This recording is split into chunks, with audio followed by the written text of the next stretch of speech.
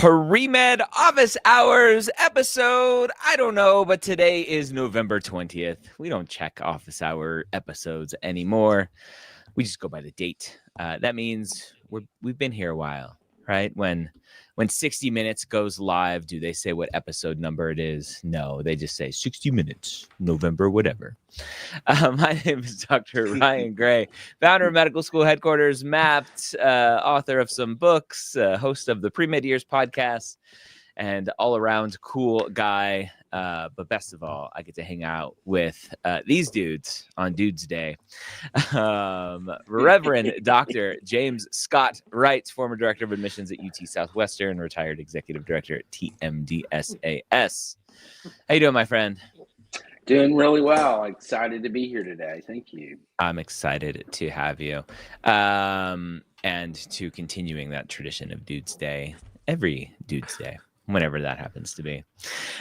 Carlos Tapia, the newest member of the Dude crew here at Medical School HQ, former director of student affairs at Icahn School of Medicine, former director of admissions at TCU. How you doing, my friend?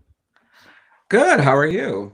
I am amazing. It is Wednesday, as they call it, Hump Day. One of my favorite commercials with the camel. Mike, day. What day is it? They haven't played it in a while, so so good. I love that commercial. That's it. Geico. Is that Yeah, I think so. I don't remember. Good commercials just live in infamy. Good commercials and good jingles. Yep. Carlos. You never lived in New York, did you? Were you always remote at Icahn? I didn't. Yeah. I would consider myself half there, half here. Yeah, there's a New York jingle that will forever live in my brain. It's 877 cars for kids. KAR. You know that one? Have you ever heard that one? No. Oh, so good. It's basically some nonprofit that buys cars for kids. Apparently, I don't know. Anyway, we're here to talk business.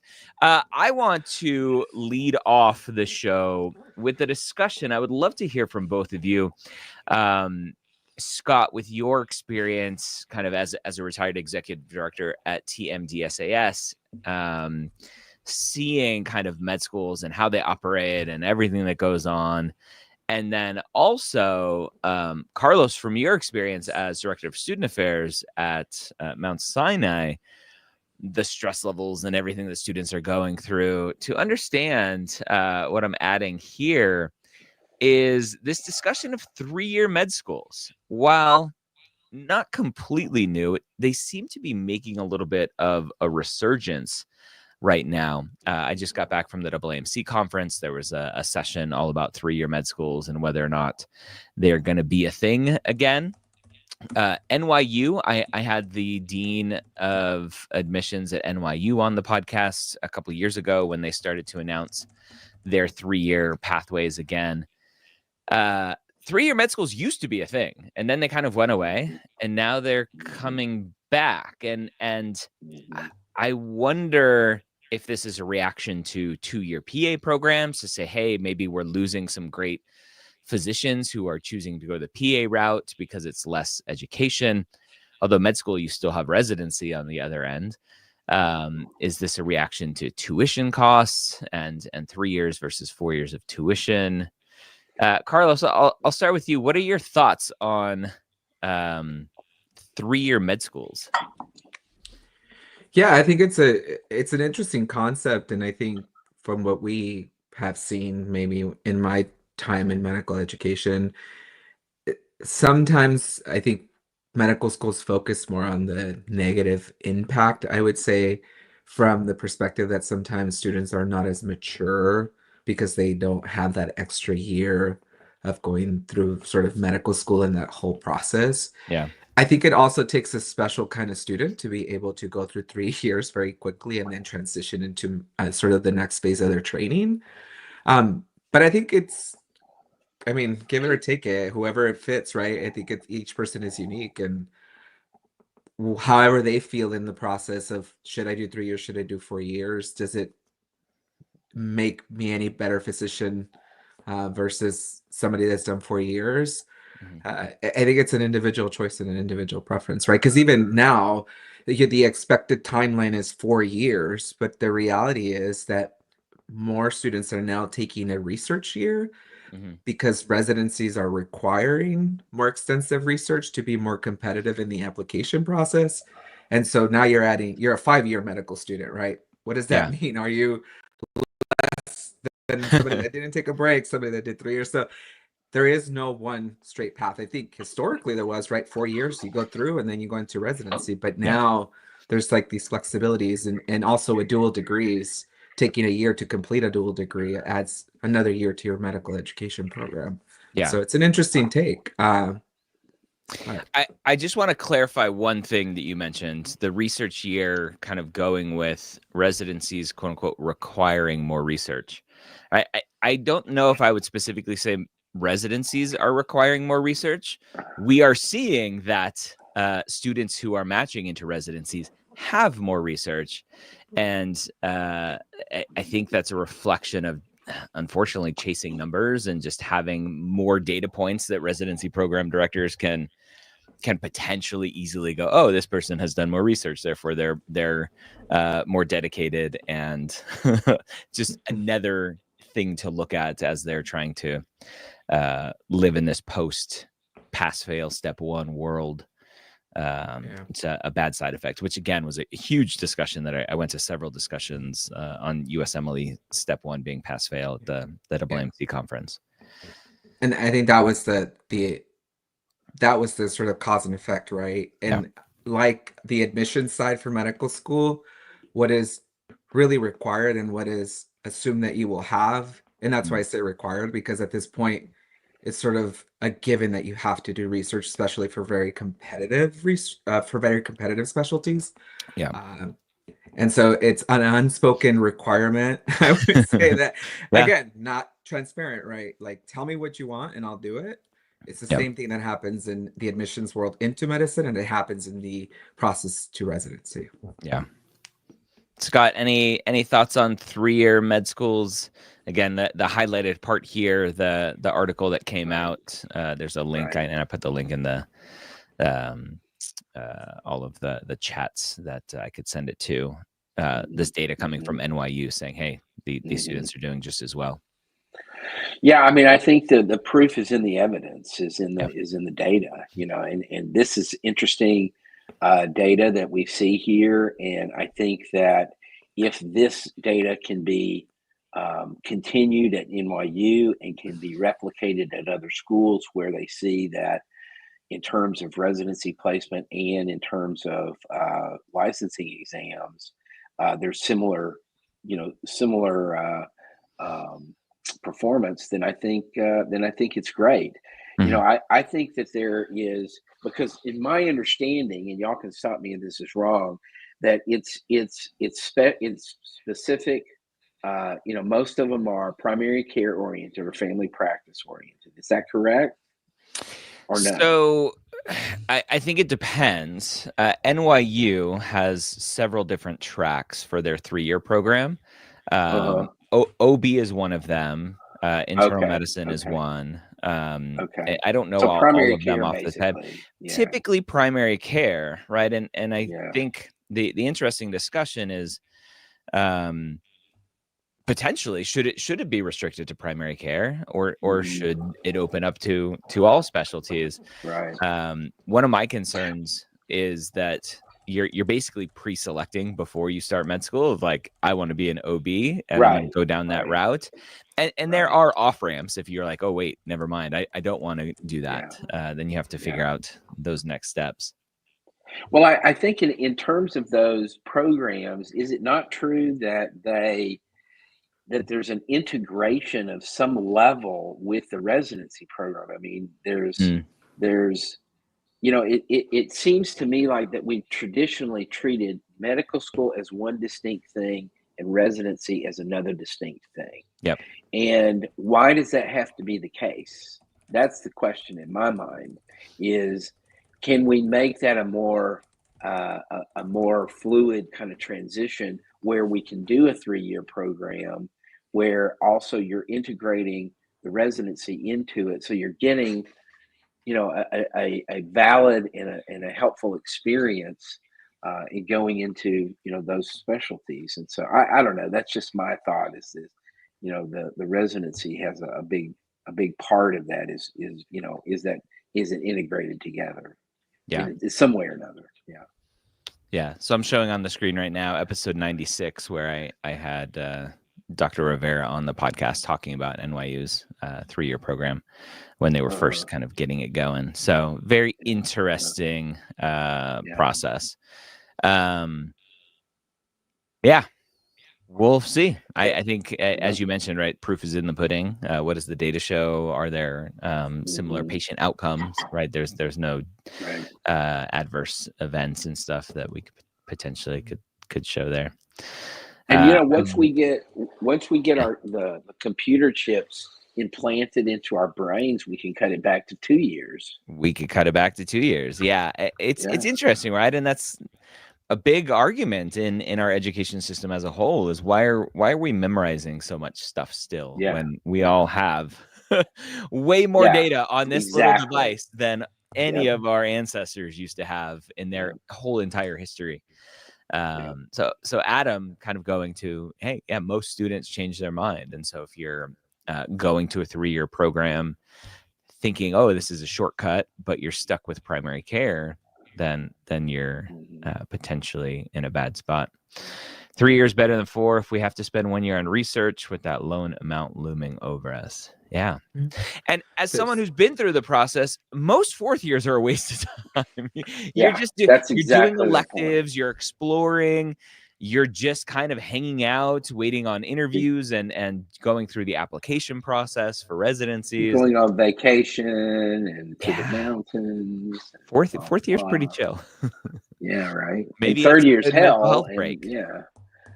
It's interesting that you're talking about that, because I'm pulling up NYU's program, and NYU's program is a directed pathway, and it's not so much that you complete, and again, it's feeding the pipeline, right? Same for the admissions process. They're trying to feed the residency pipeline. So it's being more advertised, from what I'm reading here quickly, that you go through the 3 years and then you're sort of into one of the residency programs. Yep. And you have to decide and go through it. So I don't know, it's almost feeling like it's a little misleading. Yes, it's 3 years, but then you're like fed into one of the programs. What happens if you really don't want to stay at NYU? Exactly. And you want to go somewhere else? And I was looking at the Texas Tech one, and Texas Tech is a family medicine, so you have to stick to family medicine. So there is a catch to the 3-year program. There's a catch. It's not just a 3-year. And that catch is almost the same reason why I personally don't recommend BSMD programs.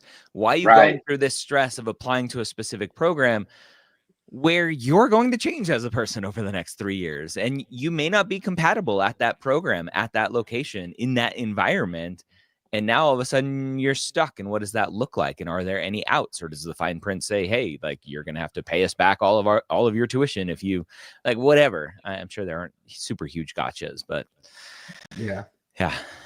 Anyway, I mean, the good thing is that they're generally, it's all the same application. You're just kind of showing up going, hey, this is the pathway I want. Yeah. Mount Sinai used to have a program where you would select, I think it was 2nd year, and then it was phased out just because some reasons in the back end, I think, of like, how can you decide you want to go into the specialty like 1st year and commit to it now if you haven't really experienced anything? And then that's what I'm reading, again, glancing at NYU, is it's pretty much a fast track to get into one of the specialties there. So interesting. Yep. Arn saying, coming back to say I got an A to an MD program. Thanks so much for all your help and advice. Woohoo! Fantastic. Way to go, Arn. Kelly, awesome. Common issue here. How to get shadowing. Carlos, shadowing, right? Going and interacting with physicians, kind of being a fly on the wall in the room. It's scary sometimes for students to put themselves out there and ask these big bad physicians for their time. Any recommendations on finding shadowing? I think start with your personal physician and see how that can probably lead to some shadowing opportunities. Also asking them if they know of any other physicians that are allowing shadowing shadowing and clinical activity without having a sort of employment or in some form or way you being part of a health system or health entity is becoming very hard, especially after COVID. A lot of facilities decided not to go back to what was the status quo. And so you have to dig a little deep and find those connections. Unfortunately, it's going to be connections and networking to make sure that you find those opportunities. It's not as easy as it used to be. Yeah. So it's that's where funny I would start. you say dig a little deep. I always joke. It's one of my jokes around this is like, especially for women, when you're getting your annual and you have a captive audience with that physician there doing your pap smear. Be like, hey, while I got you here, can I shadow you every once in a while? They kind of feel beholden. They're like, I guess. Yeah. You know, one thing that I've never really, it just popped into my mind that I know TCU and most undergrads have student health centers. I don't know, I've never heard of individuals being able to shadow at student health, but I mean, it's an opportunity. I don't know how awkward it would be if you run into somebody that you know as a student, but I mean, that's another way asking student health and see if they know any other opportunities. So Yeah. wish. Oh, good. You go, Scott. No, I was just going to say, I think that one of the things that strikes me about shadowing is that some doctors look for a way out easily. If you go into a doctor's office and you say, "Hey, can I shadow?" and you start getting the runaround, like, "Are you HIPAA? You know, we have to have HIPAA trained, and we have to have this and that." Then just say, "Oh, never mind," you know, because they're looking for a way out. They don't want to do it. Yeah. And so, you know, what you concentrate on those that seem, you know, interested. And the other thing I would say is that you have to go into these offices, Kelly, with value. They don't have time, you know, you can't depend on just goodwill. You know, they're going to do it because of the goodwill. You bring some value to I'll do anything. I'll sweep the floor. I'll file stuff. I'll volunteer to do whatever if you'll just let me shadow the physician every now and then. But, you know, go in with some value where you can say, I'm going to bring value to this office or to this clinic by doing X, Y, and Z. And sometimes that can help. Yeah. And you mentioned, right, HIPAA training. It's a thing that I typically will say is go to HIPAAtraining.com, I think is the website. We're not affiliated with them. It's relatively inexpensive to go get a HIPAA certificate. Lots of med schools use them as their HIPAA training source. And then go, yeah, I am HIPAA trained. Right? Here's my certificate. Overcome those obstacles, assuming they're real obstacles and not just fake ones to try to get you out the door. Yeah, good luck. I was going to mention earlier, I wish as an institution, big picture institution, right? All of the medical schools took more ownership over this and kind of made it easier for students to shadow and potentially use it as marketing for their program. Be like, hey, you're interested in our school? Great. We allow shadowing of physicians in our that are faculty members, obviously, that are affiliated hospitals, and we have those set up for those students, and potentially even using feedback from those physicians they're shadowing as part of the admissions decisions. To be like, hey, we already have eyes on these students, getting feedback from our faculty, just like we would first, second, third year students who are rotating through the hospitals and doing having their preceptorships and stuff. So maybe an interesting experiment. But again, it's more admin work, it's more management, it's more all of this stuff. And unfortunately, physicians are kind of overburdened with seeing as many patients as possible, so the hospitals can make as much money as possible, and students slow them down. And that's just kind of a fact of this process, unfortunately. Yeah. Hey, is investing a hobby?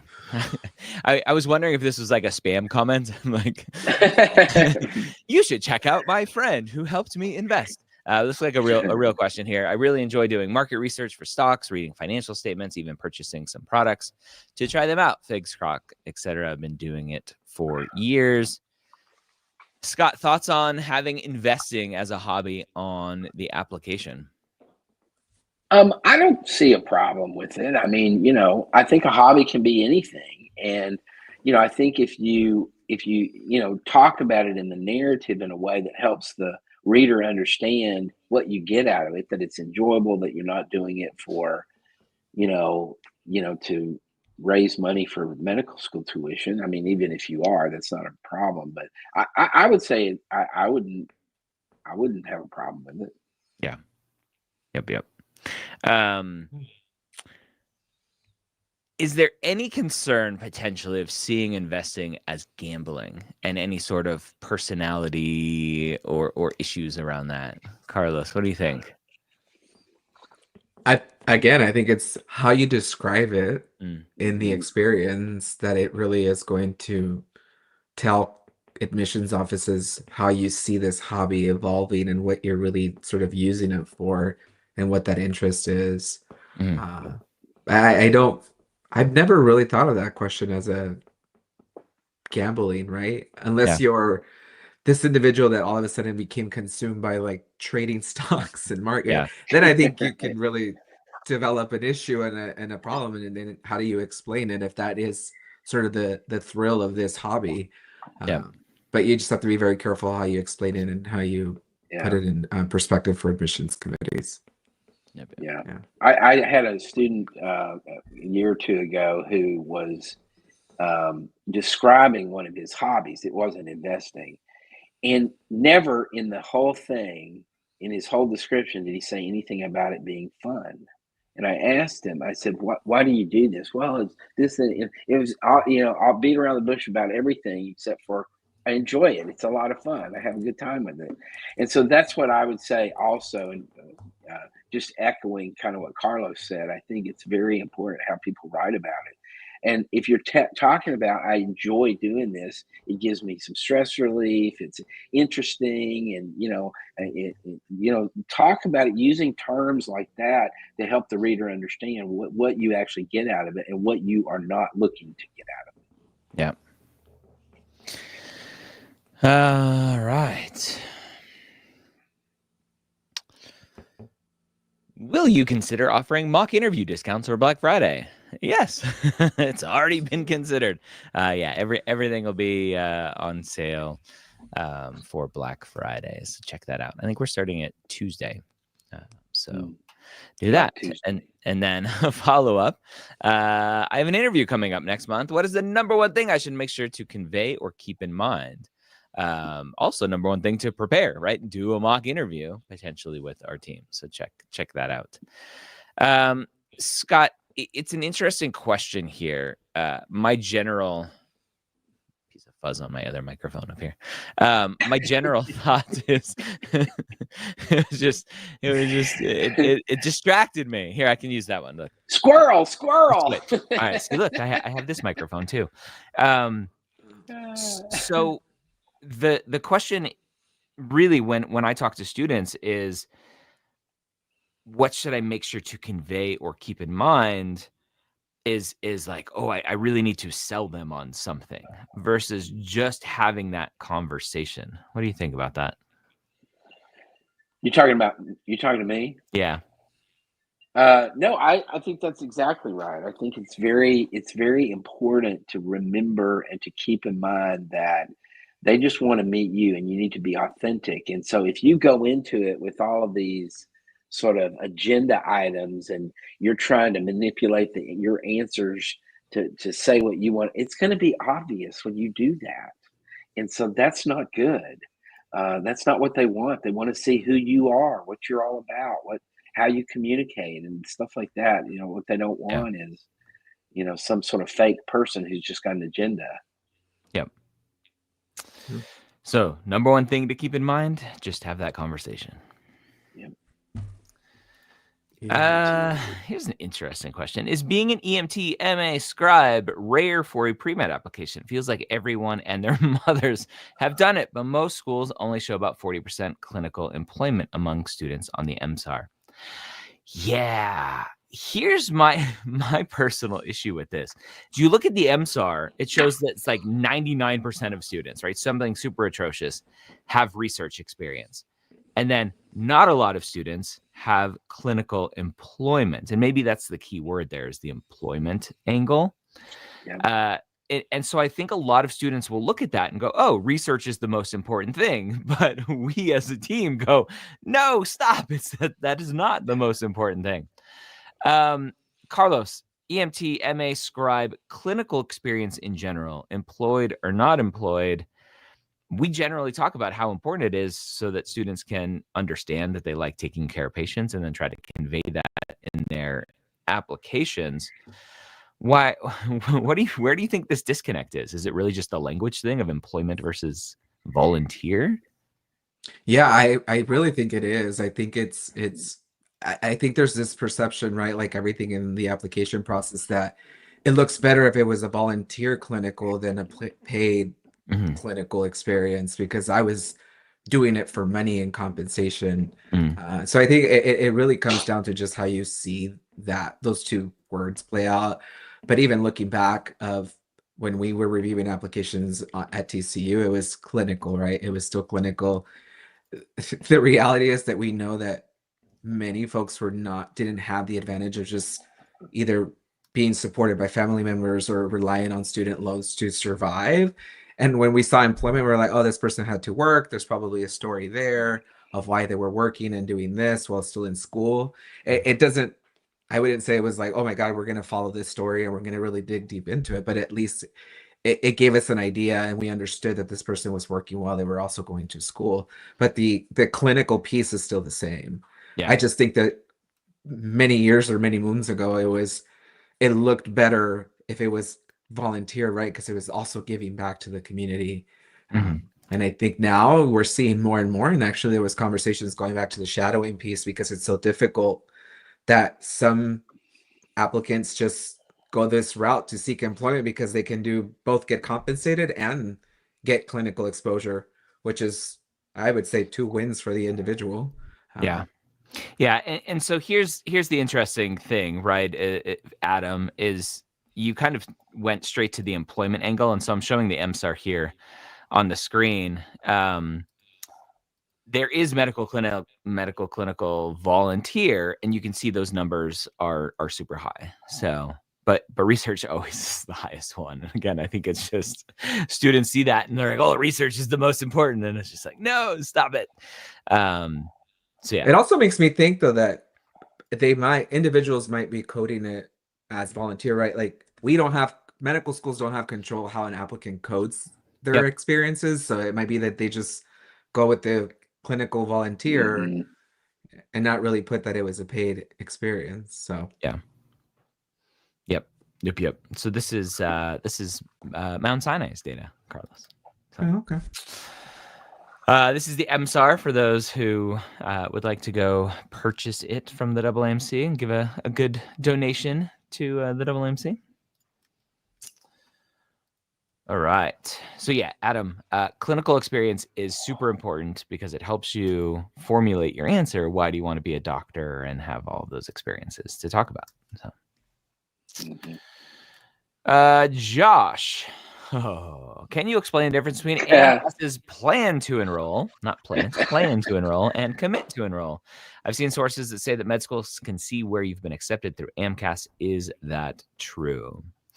So let me answer the last question first. Med schools used to be able to see where you've been accepted, and through some legal pressure, this whole new plan to enroll, commit to enroll process was created, and these new traffic rules were created. And so med schools can't see where else you've been accepted. Because historically med schools would look at that list and go, okay, this student's already been accepted to X, Y, and Z. We're probably not going to get them to come to us because they've already been accepted to those other schools. And lawyers say, hey, that's collusion, or whatever language they use to say that that's not fair employment practices, or whatever legal mumbo jumbo they use. So the AAMC does not allow schools to see where else you've been accepted anymore. Plan to enroll, commit to enroll. And Scott, you were at TMDSAS. That's wasn't a part of your process. And And TCU, when you were there, Carlos, that was before these new changes as well. Yeah. It was the first year that they had rolled it out. Oh, really? Yeah. Mhm. Do you want to explain a little bit these traffic rules here? Let me see if I can remember because it's been a while. Roughly. So plan to enroll really is there's different dates, right? And I think one of them is from now or starting in February up until like April or something like that. You really are just indicating to the school that you are planning to enroll with them, and it's just to for schools to aggregate the data for them to see where they're at in filling their roster, anticipating maybe that there's a 50-50 chance that you will enroll in their program. Mhm. After that specific date, then it becomes plan to enroll, commit to enroll. Commit to enroll is that you are making that final decision according to AAMC rules. The commit to enroll is that you've made your decision after going through the entire process and saying, I am choosing your school to enroll, so I'm notifying you now. And the expectation for you as the applicant is to go back to all of the schools that you either been not waitlisted, but both waitlisted, accepted into, to say like, hey, thanks, but no thanks, I'm choosing a different program. Doesn't, again, really do anything other than communicate to the school that you're intending or that you have selected commit to enroll, because at the end of the day, you have control over what school ultimately you decide to enroll if you get an offer of admission. And again, if you say, I'm committed to enroll, but you don't really release any of your other seats or your waitlist seat, that's on your end. But there comes a point in time where you have to go in there and do it because schools really want to know to really start narrowing down their roster. It's just, again, like you said, Dr. Gray, it's just traffic rules that were created based on some changes that happened. And again, it's for schools to really start to narrow down the roster and make sure who's going to stay, who's not going to stay, who's more likely to leave, all that fun stuff. Yeah. I think, unfortunately, it's a failure of the language, because to me, plan to enroll is really just, I'm still interested, don't remove me. You're not really planning to enroll. You're still trying to figure out your ultimate decision, where commit to enroll is like, hey, final decision, I'm good to go. Let's rock and roll. And so I think it's just a failure of the language of plan to enroll. Like it shouldn't be that. It should just be like, I'll keep you posted. So, but yeah, and as you mentioned, Carlos, right? Those dates are out there. Let me share this link with everyone. Again, this is a pretty clear PDF of what those dates look like. Again, February 19th. So later in the cycle is when this what do they call this? Choose your med school tool opens up and you can start selecting plan to enroll. And then April 30th is when the commit to enroll opens up.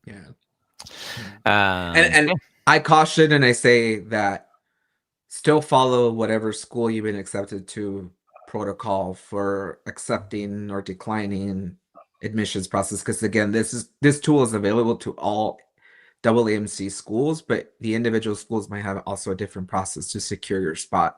So don't assume that the commit to enroll or the plan to enroll is the finalized thing, because your school might have a different process as well to confirm that seat. And I'm not a huge fan of this part of the process of saying, hey, commit to enroll does not automatically withdraw applicants. You still have to go and communicate directly. I don't know why they do that, because the schools do get a notification immediately saying, hey, Johnny has selected commit to enroll to another institution. They don't specifically mention, right? Because they do say that the schools will be notified, but why does then the student have to go and notify the school as well? It's just more work for the student. Because it goes back to the whole basis of, dare I say, legal action that was taken towards the AAMC, that the applicant should be the one that controls technically their future and the final decision, right? It shouldn't be this entity that says, oh, well, you selected this school as your top choice. We're going to go ahead and withdraw if that's not the intent. So it puts all of the process in the hands of the applicant for them to make that final decision. Yeah. If you mistakenly are clicking around going, oh, what does this do? What does that do? And all of a sudden you're like, no. But it really is, again, you're the final decision maker, and you should have that power to make that final decision, regardless of what you select in the tool. You will control all of those outcomes for yourself. I don't think they want another legal right, lack of saying lawsuit. Yeah. Stop suing us. Well, behave better and we'll stop suing you. What's a solid target range for clinical hours to aim for if applying 1 year after graduating? 2 gap years. I'm aiming for 1,000 by May. Scott, should students be aiming for arbitrary numbers here? Well, to answer A's question, a solid target range for clinical hours, I'd say somewhere between 1 and 1 million, somewhere in there. So somewhere in that, low. In that range. Only 1 million? Okay. Yeah, somewhere in there. Yeah, it's not it doesn't, the number is not as important as what you're getting out of it and how you communicate what you've gotten out of it.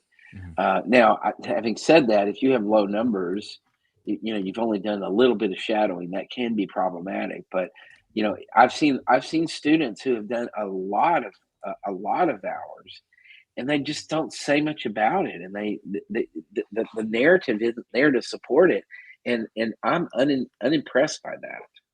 Yeah. So the number is important, but the narrative is more important. 100%. Yeah. All right. Arbitrary numbers. Yeah. Don't overdo it. Don't exhaust yourself. Clinical exposure. Yeah, and it goes to just looking at data, which is dangerous. Whatever data the AAMC puts out, or whatever data is on the MSAR, and going, okay. And here, this is the same thing that happens when students will say, "Hey, I got into my dream school," and then everyone on Reddit and Student Doctor Network are like, "What were your stats? What were your numbers?" And it's thinking, "Oh, if I just replicate the GPA, I replicate the MCAT score, if I have the same number of clinical hours and shadowing and research, if I'm at or above those numbers that student got in with, then I'll be good as well." And that's just not how this works. So, yeah. Beth, what is a good time for someone who is applying next cycle to take advantage of mock interviews, personal statement guidance? Thank you, Beth, for asking us about our services. So, Beth, we have students signing up right now to start working with students. I think the biggest question when I'm talking with prospective students who are interested in working with our team is, when are you taking the MCAT? If you've already taken the MCAT, that's a huge stress that's already been removed. There's no reason why you can't potentially start working with the team now and go over your personal statements at a nice leisurely pace. If you're not taking the MCAT until March, then the discussion is, well, what is your personal bandwidth and anxiety level around the MCAT? And can you do MCAT prep and application prep at the same time, or do you need to get the MCAT out of the way first? So there's a lot of nuanced discussion here, but in general, earlier is better. Scott, I don't know if you like the general advice that I give to students is it's really nice to be able to walk away from your personal statement for a while and come back to it with fresh eyes. Because you see things differently and you read things differently. And so starting earlier allows more of that flexibility, I think. So, I agree with that. Yeah. So Beth, stay tuned. Again, all of our Black Friday sales starting next week on all of our services. So check it out. All right. Jordan, is taking the MCAT during a gap year after graduating not a good thing if taking 2-year gap? Also, a setting for the MCAT for more than 6 months not productive, as some say you lose retention of info. I'm not really sure of the question. I'm assuming the question. I'm not sure. I'm not sure what the question is. Is taking the MCAT during the first gap year, if taking a 2-year gap, or second gap year? I don't know. Taking the MCAT too early can be a bad thing because it may expire if you have a change in plans. I'm still not sure why the AAMC has scores expire. Again, it's up to the individual schools to set that expiration date, but I don't like that practice in general. But who am I to say? Studying for more than 6 months, sure, you can lose some stuff. So just be careful there. Raymond, I'm leaving a career in marketing at 23 years old to go to college for my bachelor's degree in biology to achieve my dream of med school. What advice would you give me to be a successful pre-med student? Raymond, you want to come work with us? If you have a career in marketing, we can always use some some help with marketing. Message me. Would love your thoughts there. Carlos, love this question because this student is basically a blob of Play-Doh, and we can mold them however we want to be successful. What are your thoughts on success as a pre-med? Yeah. Seek guidance now so that you are not going through this motion of thinking like, I'm just going to get my bachelor's degree, and then by the time I'm getting close to graduation, I'm going to start working on my application for medical school. Really start contact pre-health, contact us just to get you sort of set up for a timeline, the expectation, and that way you're not feeling rushed, or that you've switched careers and then you went to your bachelor's degree and then all of a sudden now you have to work on your application. So start working on that application, and the process for the application starts from the time you enter college. So really start working on it now, so that way you're ready for the application when it does happen for you. Yeah. Scott, any thoughts on success as a pre-med student?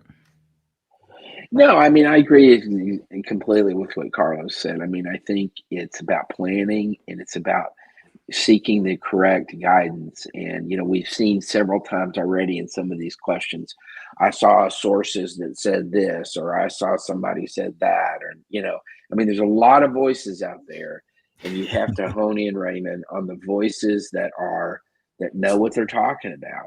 And I'm not saying that we in our shop are the best voices. I mean, I think we're great voices, but there's a lot of great voices out there. There's a lot of awful voices out there too, and that spread misinformation, and it's just, it can get you really messed up. And so just be careful with the advice that you take, and that you seek, and be wise about that. Find mentors that can really guide you. And I will tell you right now, some of the worst advice comes from medical students and doctors. Yeah. So why do you think that listen to? Because they all think they know everything. because what works for me must work for someone else. Exactly. I got in, so all of a sudden I know everything, or whatever. So So just be careful with that. Yeah. And did you actually go and talk to the admissions office and say, hey, like, thanks for the acceptance? Any feedback? Yeah. Yeah. Actually, we almost didn't accept you because your personal statement was horrendous. But we decided to give you a chance because your letters of recommendations were great, right? Yeah. Nobody has that kind of feedback. Although that is a thing, right? We kind of overlooked your personal statement, or we overlooked X, Y, or Z to give you a chance. So be safe, my friends. But yeah, Raymond, marketing career. Let me know. Interested as a pre-med to come hang out with us. What are some unique jobs that an MD PhD can do that an MD cannot? And what are the advantages, disadvantages? I love this question because I try to make it super clear to people that the MD PhD route is more of a career, like a parallel career path to a traditional MD.